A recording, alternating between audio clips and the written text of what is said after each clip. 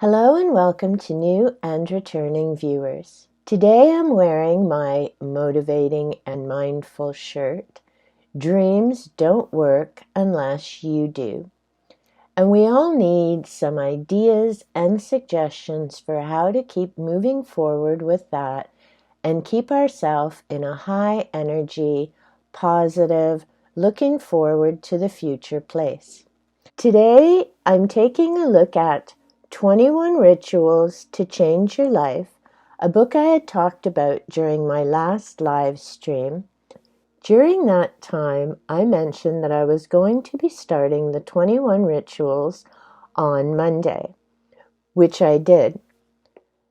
Before I began that, I went through and wrote out all the 21 rituals. There's 7 to do in the morning, 7 to do in the afternoon, and 7 to do in the evening.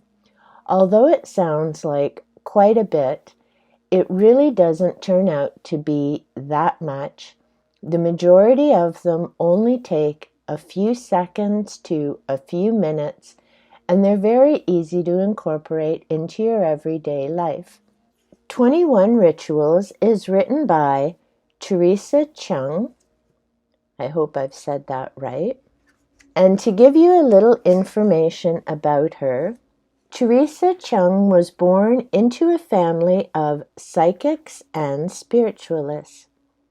Since leaving King's College, Cambridge University, with a master's in theology and English, she has written numerous best-selling mind, body, spirit books, including 2 Sunday Times top 10 bestsellers.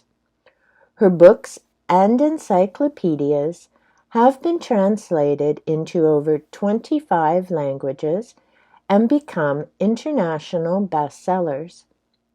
She's also written features on personal growth and spiritual development for magazines and national newspapers, and has now sold well over 500,000 books. Teresa has a thriving author page on Facebook, and her website is www.teresachung.com. I'll leave that in the description box down below if you would like to look a little further into this author and her works. Although she refers to the activities in her books as rituals, which may turn some people off, the other thing you could call them are mindful routines. In other words, this is much like, for those who may remember when the South Beach diet was all the rage, it isn't something that you just do and forget.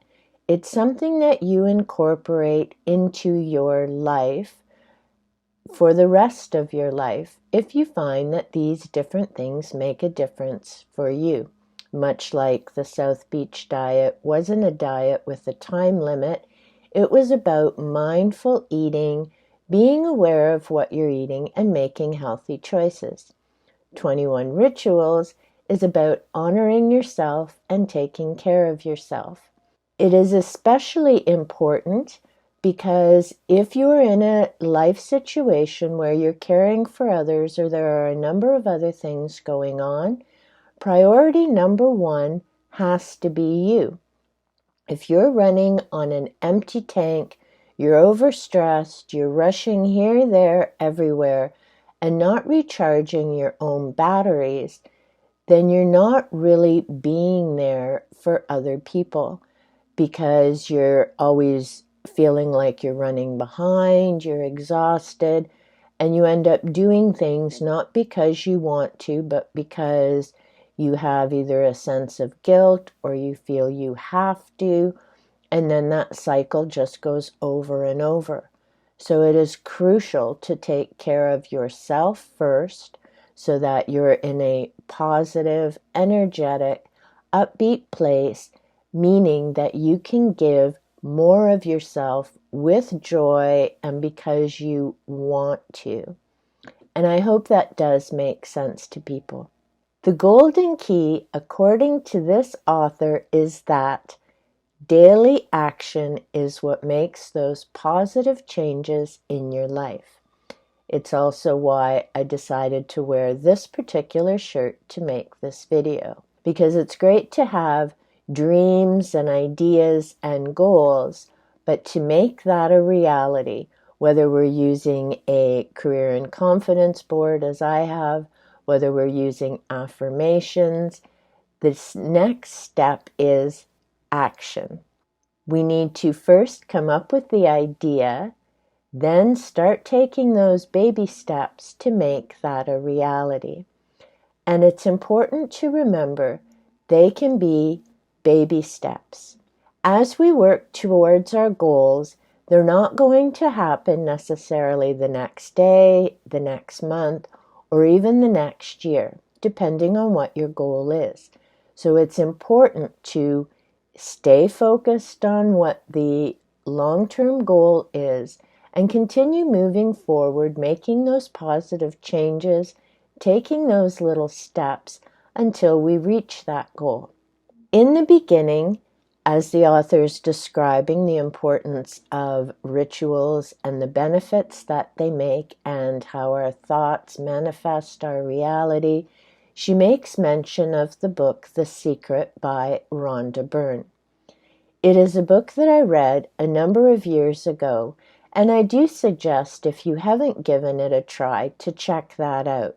As always, I recommend checking out your public library first to give it a test run and see if it's something that speaks to you. In the beginning, Rhonda did talk about Esther and give her credit for starting that take on the law of attraction. And Rhonda, yes, did make the work her own. She doesn't just regurgitate what Esther has said. But for some reason, over time, people have forgotten that this wasn't the original creation by Rhonda. And I'm mentioning that because I do think it is important that whether you're making a video, publishing a book, or doing a seminar, credit the people who have supported, helped you, or given you inspiration. But that's just me. On page 15 in her introduction, the author defines the difference between a habit and a ritual. She says, habits are mindless activities done without conscious thought and intention, and therefore unlikely to impress the universe. Rituals, on the other hand, are activities filled with a sense of sacredness because when you perform them, you assign deep personal meaning to them, and as such, they are magnets for success and happiness. So again, as I say, if the word ritual is a bit off-putting for people, then I would say mindful routines. They both carry that same idea of when you're doing them, you're focused, you've got intentions, and you're getting yourself in a great place to move forward with your day. One thing that I will make note of as well, in the introduction, the author talks about numerology and the importance of the number 21. Now, in her explanation, she talks about the meaning of the number 2 as well as number 1. But in numerology, we break numbers down to their smallest component. So 21 would actually break down to the number 3, which she oddly enough doesn't talk about. I just found that a bit surprising, and I wanted to make note of that. Because I agree, knowing the vibration of the number 2 and number 1 is important, but there is another component there, as in the number 3. I found it interesting that as I was reading this book, this author also has the exact same quote by Starhawk that is in Rituals for Self-Care. And as I mentioned during my live stream, Starhawk is definitely one of my favorite authors. I enjoy her work, the way she describes things. She is a pagan author. She is an environmentalist and well known throughout the pagan community. And to me, when I was taking that religious studies course in university, she was a huge inspiration for looking at the world differently, reconnecting with nature, and just getting in tune with the cycle of the seasons and living a more mindful and joyous life. In 21 Rituals, each ritual the author talks about has a description of what the ritual is, what the benefits are that you will get from giving it a try, as well as examples of how it has worked for other people. As I said, the nice thing is that with all 21 of these, the only cost is the purchase of the book and going through her descriptions and getting a little information on each of the rituals. To begin my 21 days, I went through and wrote out all of the activities. So as I said, there are 7 in the morning, 7 to do throughout the afternoon, and 7 to do at night. I made a point of writing thoughts without action equals 0. We can't just think about what it is we're striving or reaching for. We have to follow that up with action. Next, I went through all of the activities, and my little check marks mean that these are things that I'm already doing every day, which was a nice validation for me that I'm on the right track, meaning that there are only 6 new things that I need to incorporate into my daily routine. I also included the different books that these activities reminded me of, because I've been reading this type of thing for decades, and I always find a few things to incorporate into my daily life. I find things that work, and sometimes I find things that I no longer need to do, either because I have found some other activity that's fulfilling, I've reached the goal that I was striving for. So it's important to remember, just like I said with my positivity bulletin board and my career and confidence board, it's good to take a look at them, review, and tweak them as needed. Again, nothing's written in stone, and you need to make the decisions and choices that work best for you, that resonate with you, and that have meaning for you. So I'll quickly go through the 21 rituals just to give you an idea of how easy it is to incorporate these, and to let you know what kinds of things to expect. But I definitely recommend, if this sounds of interest and of benefit to you, to either 1, check out your public library for 21 rituals, or check out your local thrift store. It's a great place to find wonderful books, and I've found a number of them in the last few years. Here in Ontario, a book typically costs $5, which is a great buy. And the other bonus from purchasing at a thrift store is that not only are you finding a great read at an incredible price, but you're also helping your community by providing jobs, by supporting other agencies within your community. So it's a win-win for everyone. Another option, of course, is to go to your local bookstore and find a copy, or, as I know many people do, and I've done sometimes myself as well, check out Amazon, as they carry a wide number of book titles. In fact, that's how Amazon began. So definitely give that a try. Another option that I recommend is going to Goodreads, and you'll find a link for that on my channel page up at the top, as I am a member of Goodreads, because I can check out what other people are saying about certain titles, as well as keep track of my personal reading log. Number 1 is to wake up earlier. The idea of that is before we start our day to have some quiet alone time where we can perhaps be a little more productive, especially if you live in a busy household. And the time that you get up is, of course, up to you, and you need to consider your schedule.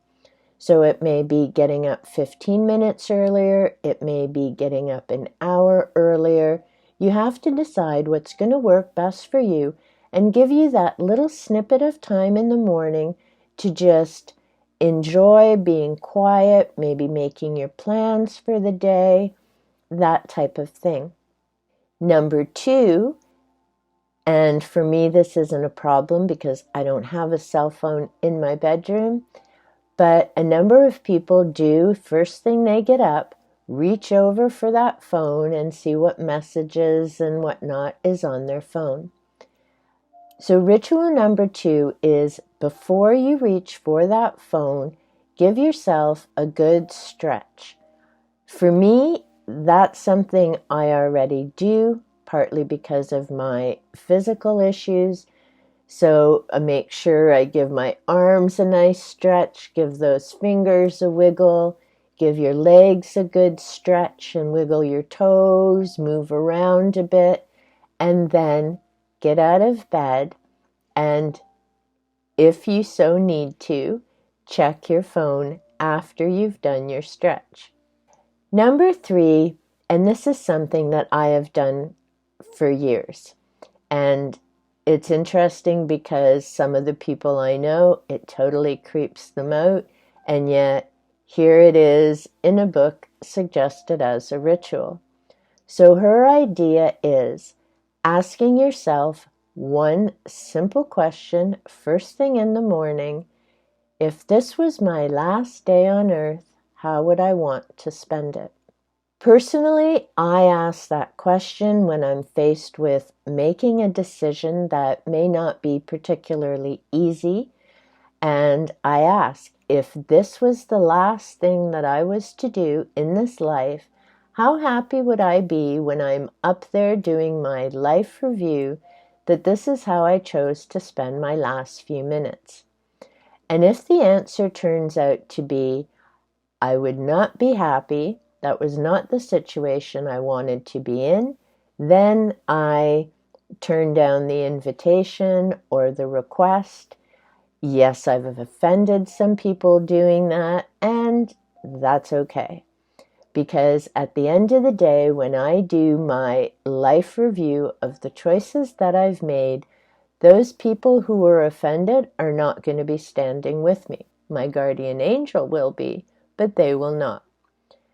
The idea in this case is to take a look at your entire day, and of course there are situations that we can't say no. And that may be going to a job that isn't making our heart sing right now. It's that good enough paying the bills job. It is important to remember that job is just as important to get you to the goals that you want and those ideas and opportunities that do make your heart sing. So the important thing is find a way to make it, if it can't be totally enjoyable and it isn't making your heart sing, then think of a way to make it pleasant or more fun. Whatever that is and how that works for you. Another important book that ties in with that idea is The Priority List. I'll leave a link to that author down below because it's an incredible story of a dedicated teacher who sadly found out that he had brain cancer, and the choices that he made and how he chose to spend his last few months. It really is an inspirational and heartwarming read, and I will have to say that it is an example of where Facebook actually did a world of good. The other point that the author makes regarding this, if this was my last day on earth, is to talk about people who have had near-death experiences. And the point is that when they come back, they are more rejuvenated, they're more excited about life, they find joy in different activities, they move forward with purpose and inspiration. And so the idea here is not to be morbid, oh my gosh, what if I died today? The idea is to connect to that purposeful, intentional, moving forward with your day and consciously choosing how you engage in the different activities and things that you do throughout the day. To me, that is a very important thing to keep in mind because we all have different challenges, difficult situations that we need to face. And again, it's why it is so important to take care of ourselves so that when we do have to get through those challenging, difficult times, we have the energy and the strength to move forward through those times. And it isn't just about relying on yourself for that. It's knowing about your support systems and reaching out and asking for help and support when you need it. Number 4, again, is an easy to do, just breathe. I come across this in so many different books, and it's a great reminder that many of us are shallow breathers, meaning we're not taking that time to slow down, fill our lungs, and empty them all out. And that deep breathing can be done anywhere, anytime. Sitting at your desk, driving on your way to or from work, sitting at the table.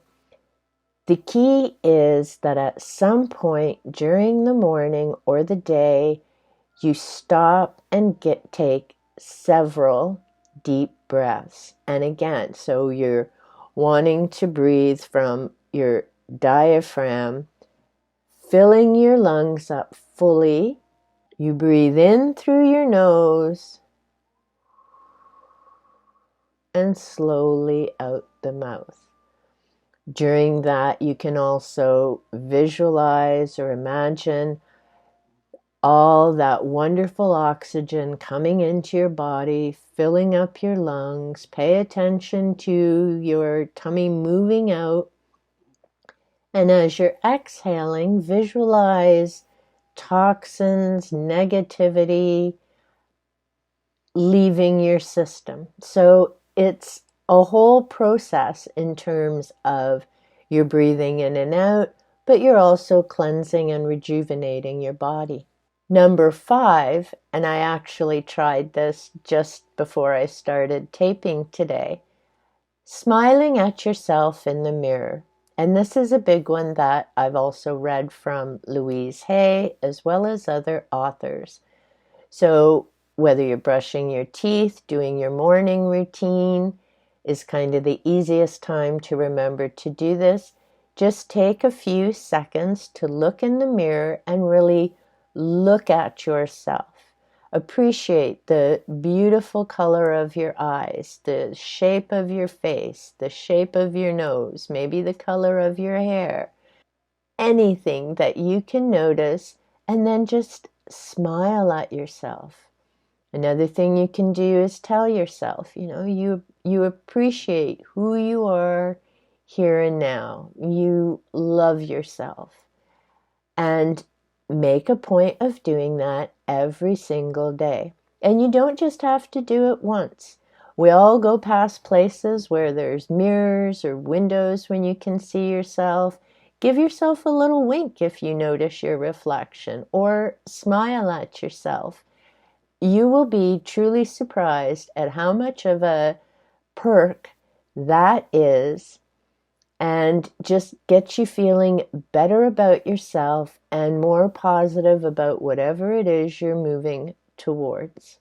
Number 6 ties in with all of these, and this is visualize your future. So look forward, take a few seconds, a few minutes if you have it, and really take a good look and imagine what this amazing future that you're moving towards looks like. Remember, you're focused on setting yourself up for success. You also are realistic. Maybe you're looking at the steps with some eagerness and anticipation. So you're not looking at hurdles or problem solving or anything like that. You're just looking at your amazing life ahead. Because even if you're in a slump right now, going through a difficult, challenging time, remember, our lives are like the tides. There's an ebb and there's a flow. So whatever the circumstance, it too shall pass. And I don't mean that as in if you're having a great time, there's a slump coming. So don't misunderstand what I'm saying. What I am saying is if you're in a slump right now, maybe it's a case of the blahs, maybe it's the stress of the season, maybe we're missing loved ones right now, and that's okay. Acknowledge and recognize where you're at. Don't discount what you're feeling or going through, but appreciate that things will eventually turn around and begin moving forward. And the reality is, no matter how many of these things we've put in place, how dedicated we stay to them, life is always going to give us challenges and life lessons and difficult times. So these types of things, like the 21 rituals, simply help us get back on track, and remembering that if we're in a difficult place right now, eventually that will turn around. And when those joyous, momentous situations come up, really take the time to stop and appreciate and remember them, because those memories are what will get you through the challenging times. A perfect example for myself was sitting outside the other day, and there had been a number of great things that happened that morning. I was just sitting outside visiting with Lily, watching the bird feeder and all the different birds coming and going and the little squirrels. It was a beautiful, clear day. The sky was gorgeous blue, and it was just awesome. I felt great. I felt optimistic. Everything was going to be wonderful. And several hours later, there had been something that happened, and I was kind of like, ugh, figures. And then I'm like, nope. We're not going to get into this slump. We're going to go back to when I was sitting outside and how amazing I felt. And going back to that memory helped me turn things around in a matter of minutes. So as I say, these are tools to get us through those challenging times. Number 7, which I already do, is listen to some music. Find something upbeat, motivating, inspiring, and, just sing a little, have a little tune to get you through. Now, because I'm me and I don't do well with do this exactly this way, I like to tweak and adjust things to my own way of doing things. When it comes to the music, I always do that every single day anyway. Because whether I'm starting to make my notes to write a video or I'm doing housework or something else, the first things that I do prior to getting to that activity is turn on my little stereo and a CD. The music may be different depending on the day. I may listen to Lorena McKinnon one day. I may listen to the Moody Blues another day. For me, music is a huge part of getting involved with an activity and just getting in a great place to move forward with the day. That's the morning group. So like I say, they don't take long. Just getting up earlier, doing that stretch. If today was your last day, how would you want to spend it? How would you focus on your different activities? Just take deep breaths, do a mirror smile, visualize your good future, and play some music. All easy to incorporate, and that's the morning set. In the afternoon, number 8 is to tidy up one thing. We always end up with clutter, whether it's in a room, our houses, our workspace. So the idea is don't overwhelm yourself with it. Just tidy up one thing. Maybe it's your inbox, maybe it's your email. So pick one thing each day and do a little bit of tidy up and organizing. That lets the universe know that you're getting things in place and making space for all those good things to come in. Number 9 is to relax with tea. The author also mentions, because not everybody is a tea drinker, so whether it's a tea, a cup of coffee, a glass of juice, a glass of water, the idea is as you're drinking that beverage, whatever works for you, you're focused on the taste. Is it hot? Is it cold? Perhaps the container that it's in, and just really enjoying that experience. Now, for me, and again, I do things my own way, that little ritual is my morning coffee. So when it's good weather, I love to take my coffee outside. I sit on my deck and I watch nature. I enjoy my coffee. I'm aware of my coffee, the cup that I have it in, whether it's one that has my little cat sayings, beautiful pictures, or changes color when the beverage is hot and goes cold. It's about that whole experience. And for me, it's that combination of the coffee, sitting outside in the morning where it's quiet. I can hear nature, I can appreciate the bird song, or maybe I see the little skunk moving around, that type of thing. So again, you can incorporate it at any point through your day. Letting go of feelings holding you back. That's one that I need to do daily, and I'm getting a bit better at.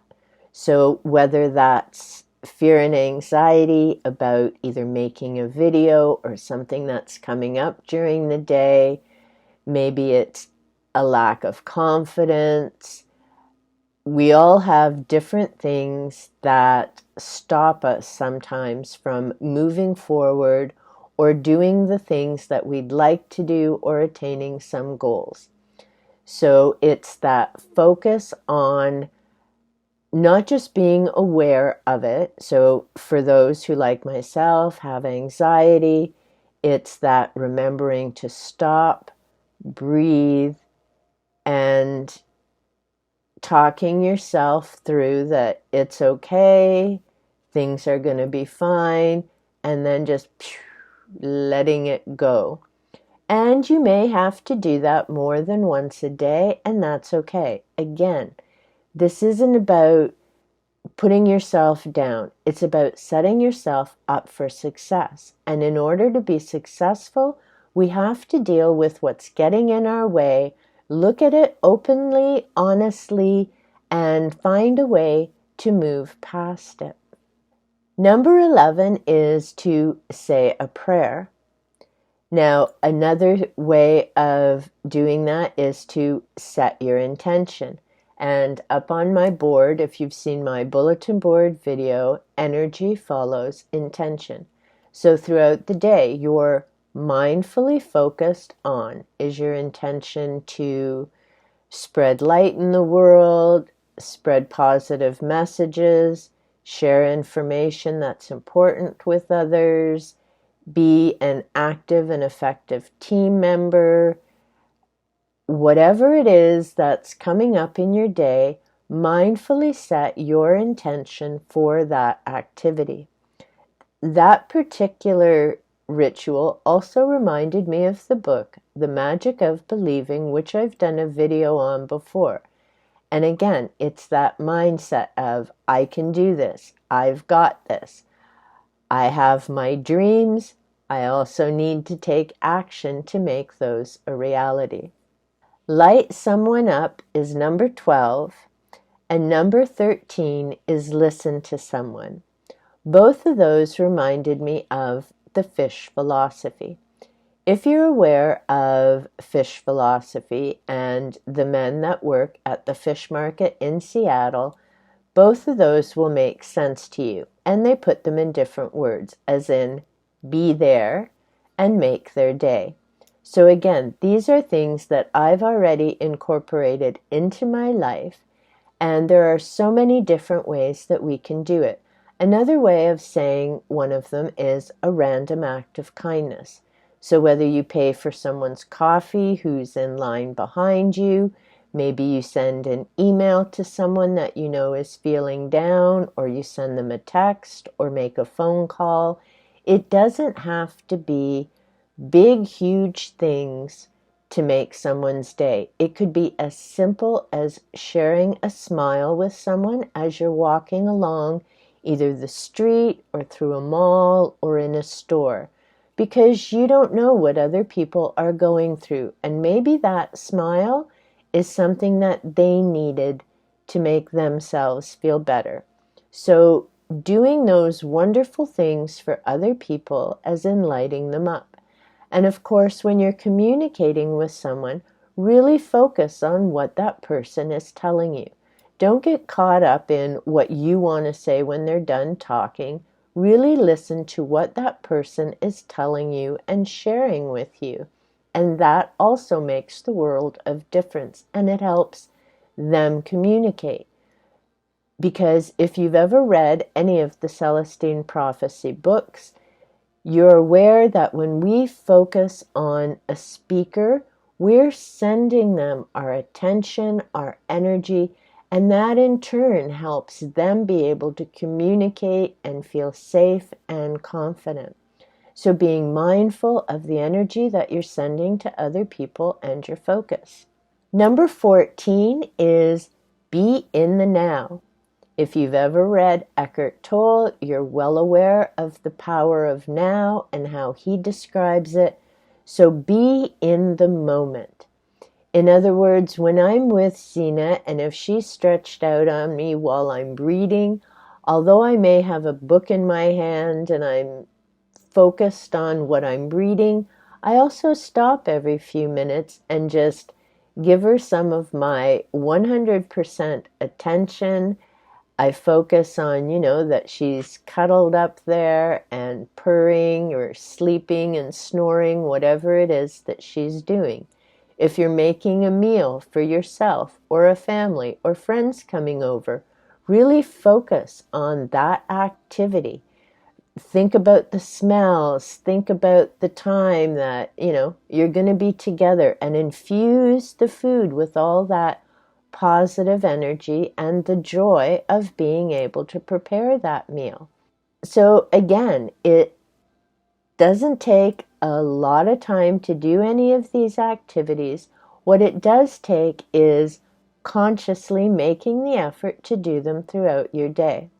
So a recap of the afternoon: tidy one thing, relax with a beverage, let go of the feelings that are holding you back, say a prayer or an intention for the day, light someone up, listen to what they're saying, and be in the now. And that's the afternoon activities. As I say, just before I switched from the afternoon to evening activities, I wrote out thoughts, without action equals zero. Just as a reminder to myself that it's great to have these ideas, it's great to have thoughts, but they have to have action before they're going to become anything. The evening rituals are just as easy to incorporate as the morning and afternoon ones were. Number 15, 10 minutes alone. Everyone, no matter how rushed, how crazy, can find 10 minutes to just enjoy your own company. Some of you may have to do that in the bathroom. Others may have a room that they can go to, or maybe go outside in the yard, taking a break, what have you. So again, incorporating it into what's going to work best for you. The key here is to have some of that time just for you. This may be when you decide to do your deep breathing exercises as well.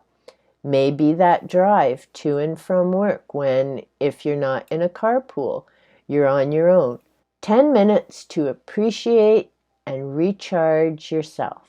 Telling yourself, you're good enough. You've got this. You have a great life.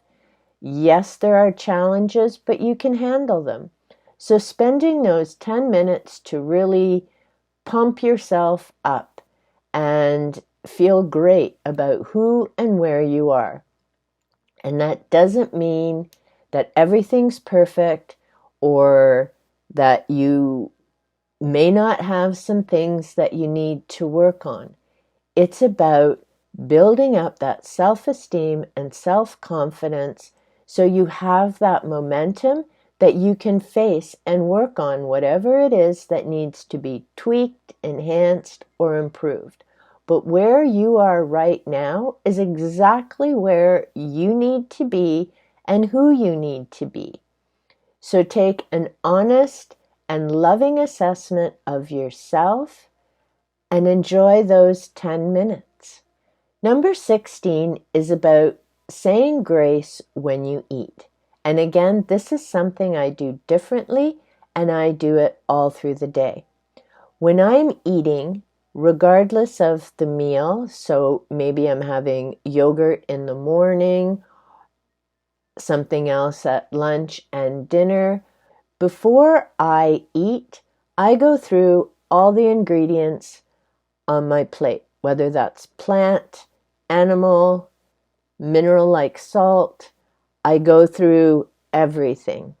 1, so I'm mindful of what I'm eating, and 2, I thank everything for their sacrifice, for supporting my life, for nourishing me, because to me, plant, animal are equal. So no, I'm not a vegan. Because I grew up in the country, I'm aware that there are farmers who respect and honor the animals. I think of it like Avatar was a great movie to demonstrate that connection between saying thank you to an animal who is providing us with food, protein, nourishment, as well as the plants. Plants are living beings. So to me, I'm going to thank whether it's the cow or the pig or the chicken for eggs, for meat, the same as I'm going to thank a carrot or spinach or the different herbs and spices like parsley and garlic and onions. To me, it's all about saying thank you and being mindful when you're eating of the energy and the environmental cycle, right? Or the environmental cycle. So to me, eating is, again, an experience. It's not just sitting at a table and chowing down and you race off to the next thing. Honoring your food is taking time to, again, not appreciate not just what's on your plate, but appreciating the taste, that whole experience. And like I say, I do that throughout the day. Number 17 is journal, and I am a big fan of journaling. It's a great way to clear your mind of everything kicking around up there, whether it's the plans that you have coming up, whether it's trying to put together the steps for a project you're doing, whether it's putting down a great time you just had out with your friends, and then on a challenging day, you can always flip back to that entry in the journal. And it's a great way to track your progress and see how life is turning around and improving for you. Again, the journaling, everyone has a different way of doing it. You could do it in your day planner and just write a few sentences or jot notes. You can make your own journals and write however much you need to. The important thing to remember is that the journal is for you and no one else's eyes. So write whatever it is you want, use whatever words you want. If it's been a stressful day, then just get it out in writing and then let it go. And for some people, they may use technology, whether they're dictating it or typing it. Again, journals are what's going to work best for you. You could use a full page, you could use smaller journals. There's just so many different ways to do journaling. Number 18 is about accepting and appreciating yourself, and I've already talked about that with some of the other rituals, is setting yourself up for success, telling yourself you're okay, you've got this, you're enough, just as you are in this very moment. Recharging your batteries so that you can move forward and deal with whatever is coming your way. Number 19 is about self-talk and affirmations, and this is focusing on the message that we tell ourselves. So if we're saying things like, I'm too skinny, or I'm too overweight, or my hair doesn't look the way I want it to, or I'm not in the job that I want to be at, or I'm not living the life that I want to have, and da da da da da da da. The list could go on for all the negative things that we tell ourselves. So turning those around. I am the ideal weight for me in this moment. I am enough. I am working towards my goals one step at a time. Turning all those messages around, and more importantly, recognizing the second that you've said something negative about yourself, turn it around. That's how you get into the habit and you change those neural pathways in your brain to more and more focusing on the positive things and all the great things about you. Number 20 and 21, I do in the opposite order that she has in the book, but I've been doing them for months, and it has made a world of difference, particularly in the area of insomnia, which I've had ever since I was probably 3. In other words, decades and decades. I can't remember the book that inspired me to start doing this, but it's become a routine. And it's funny, a while ago I had considered, it's working for now, or it's done its job. And it's just something now I cannot end my day without doing it. And like I say, it's a great way to end the day. So I definitely recommend this. The first thing that I do, but she has as number 21, is gratitude. Because I've always been in the habit of playing out my entire day before I go to sleep, so it's kind of my way of checking, did I do what I needed to? Did I say what I wanted to? Now when I'm doing that playbook of my day, I'm thinking of all the gratitudes and blessings that have come my way. whether that's seeing a bird, maybe someone sent me a text, a phone call, or an email. Whatever it is, I go through my entire day with all the blessings, and I say a thank you. I thank Source, the universe, for also giving me support and guidance throughout the day. The next ritual, although in her case it's 20, is to visualize the next day. Now, before I do that, I ask for support and guidance in the coming day, and then I think about what I have coming up, whether that's a day of making videos, whether that's editing, whether it's housework or clutter clearing or meeting with someone. I think ahead what I'm planning or have coming up the next day, and I just ask for support and guidance. And again, then I say thank you, and then I drift off to sleep. So like I say, for me, it works out perfectly.